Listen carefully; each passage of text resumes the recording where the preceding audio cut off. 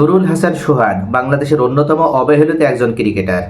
নুরুল হাসান সোহানের ভিতরে দক্ষতা এবং তার সামর্থ্যের কোনো কমতি ছিল না, কিন্তু বিসিবি কী কারণে যেন তাকে কখনো নিয়মিত একাদশেই সুযোগ দেয় না।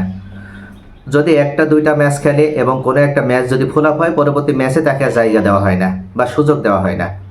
এভাবে মূলত নুরুল হাসান সোহানকে মাঝে মাঝে টিমে অন্তর্ভুক্ত করা হয়, আবার মাঝে মাঝে তাকে টিম থেকে ছেঁটে ফেলে দেওয়া হয়, যার কারণে নুরুল হাসান সোহান কখনো প্রকৃতভাবে সে টিমের প্রতি আস্থা রাখতে পারে না এবং নিজের প্রতি সে আস্থা রাখতে পারে না।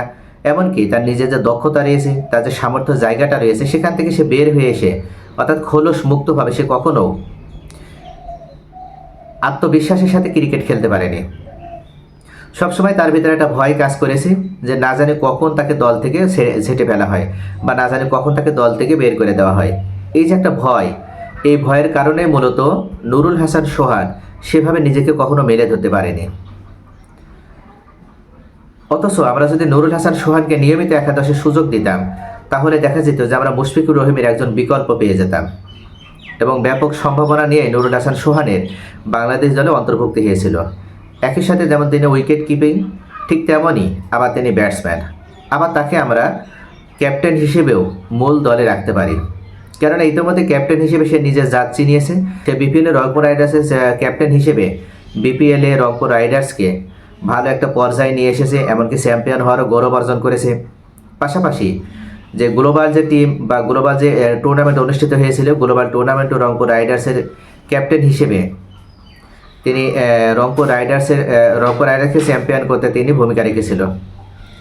এবারের বিপিএলও অসাধারণ খেলেছিল এবং সেমিফাইনাল পর্যন্ত রংপুর রাইডার্সকে কিন্তু তিনি এই নুরুল হাসান সোহানের নেতৃত্বেই রংপুর রাইডার্স এবার সেমিফাইনাল পর্যন্ত উত্তীর্ণ হয়েছিল।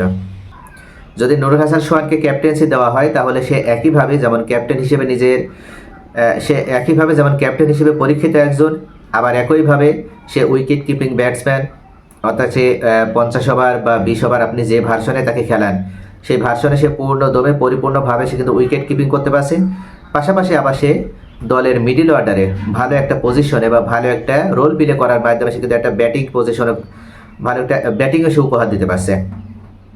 এক কথায় তাকে যদি নিয়মিত একাদশে সুযোগ দেওয়া হয়, তাহলে সে ভালো একজন উইকেট কিপিং ব্যাটসম্যান হিসেবে বিশ্বের ভিতরে সে অন্যতম একজন ক্রিকেটার হিসেবে নিজেকে মেলে ধরতে পারবে।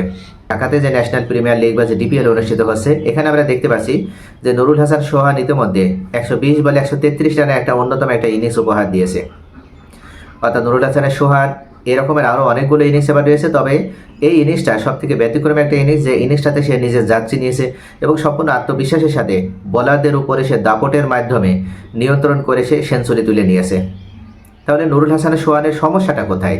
মূলত সমস্যা নুরুল হাসান সোহানের না, আমাদের নির্বাচক মণ্ডলীদের সমস্যা। আমরা কাউকে স্থায়ীভাবে দলে জায়গা দিতে চাই না, আমরা কাউকে থিতু হওয়ার সুযোগ দিই না। এটাই হচ্ছে আমাদের সবথেকে বড় সমস্যা।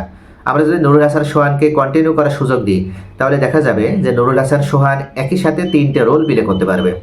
যেমন সে ক্যাপ্টেন, ঠিক তেমনইভাবে সে উইকেট কিপার এবং ঠিক তেমনইভাবে সে ব্যাটসম্যান হিসেবে মিডল অর্ডারটাকে শক্তিশালী একটা লেভেলে আনতে পারবে। তো এই ক্ষেত্রে আমরা নুরুল হাসান সোহানকে অবশ্যই অদূর ভবিষ্যতে বাংলাদেশের ক্রিকেটের অন্যতম সম্ভাবনাময় ক্রিকেটার হিসেবে পেতে যাচ্ছি এবং নুরুল হাসান সোহানকে যদি আমরা ক্যাপ্টেন্সির দায়িত্ব দিই, তাহলে সেটা হবে সবথেকে ভালো একটি সিদ্ধান্ত।